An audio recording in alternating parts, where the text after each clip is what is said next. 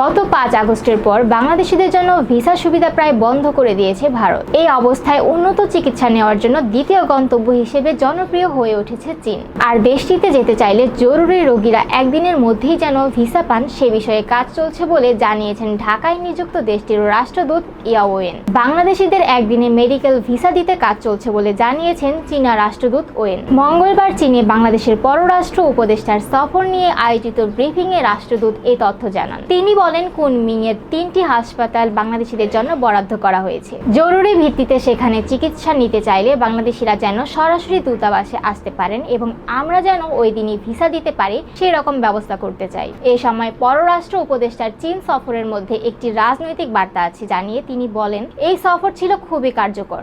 Mutual beneficiary সহযোগিতা অব্যাহত থাকবে। রাষ্ট্রদূত ওয়েন আরও বলেন, বাংলাদেশের স্বাধীনতা ও সার্বভৌমত্বকে চীন সম্মান করে। বাংলাদেশের অভ্যন্তরীণ ইস্যুতে চীন নাক গলাতে পছন্দ করে না। শিক্ষাবৃত্তি ও বিনিয়োগ বিষয়ে চীনা রাষ্ট্রদূত বলেন, বাংলাদেশের অর্থনৈতিক ও সামাজিক উন্নয়নে চীনের সহায়তা অব্যাহত থাকবে। উচ্চতর শিক্ষার জন্য আরও বাংলাদেশি শিক্ষার্থীকে চীনা বৃত্তি দেওয়া হবে। এছাড়া বাংলাদেশ থেকে আম, কাঁঠাল ও ফুল আমদানি করা হবে। আর আগস্টের পর থেকে 13টি চীনা প্রতিষ্ঠান বিনিয়োগের জন্য চুক্তিবদ্ধ হয়েছে। অন্তর্বর্তী সরকারের গত 6 মাসে চীন সবচেয়ে বড় বিনিয়োগকারী। চীন বাংলাদেশিদের জন্য একদিনের মধ্যে ভিসা প্রদান করার এই সিদ্ধান্তটি বাংলাদেশের ব্যবসায়ী, পর্যটক, শিক্ষার্থী এবং অন্যান্য নাগরিকদের জন্য এক বিরাট সুবিধা নিয়ে আসবে। চীন ও বাংলাদেশের সম্পর্ক দীর্ঘকাল ধরে বন্ধুত্বপূর্ণ। বিশেষ করে বাণিজ্য ও ব্যবসায়িক সম্পর্কের ক্ষেত্রে এই দুই দেশের মধ্যে অনেক সহযোগিতা রয়েছে।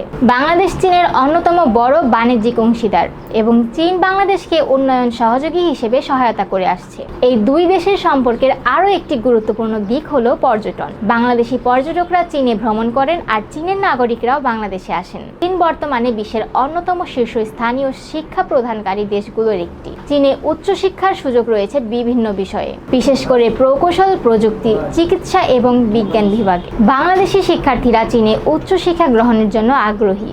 একদিনের ভিসা প্রক্রিয়া তাদের জন্য একটি বড় সুযোগ। যারা চীনে পড়াশোনা করতে চান তারা সহজেই এবং দ্রুত ভিসা পেতে পারবেন। এর ফলে তারা তাদের শিক্ষাগত লক্ষ্য অর্জনে আরও দ্রুত এবং সহজভাবে আগাতে পারবেন। এই নতুন ভিসা নীতি শুধুমাত্র বাংলাদেশের জন্য নয়, চীনের জন্যও একটি বড় পদক্ষেপ। এটি দুই দেশের মধ্যে সম্পর্কের উন্নতি ঘটাবে, অর্থনৈতিক সহযোগিতা বৃদ্ধি করবে এবং মানুষের মধ্যে সম্পর্ক আরও শক্তিশালী করবে। একদিনের ভিসা প্রক্রিয়া বাংলাদেশের জনগণের জন্য একটি বড় উপহার, যা চীন বাংলাদেশ সম্পর্ককে আরও উন্নত করবে। চীনের একদিনের ভিসা প্রদান সিদ্ধান্ত বাংলাদেশের জন্য একটি দারুণ সুযোগ হয়ে দাঁড়াবে।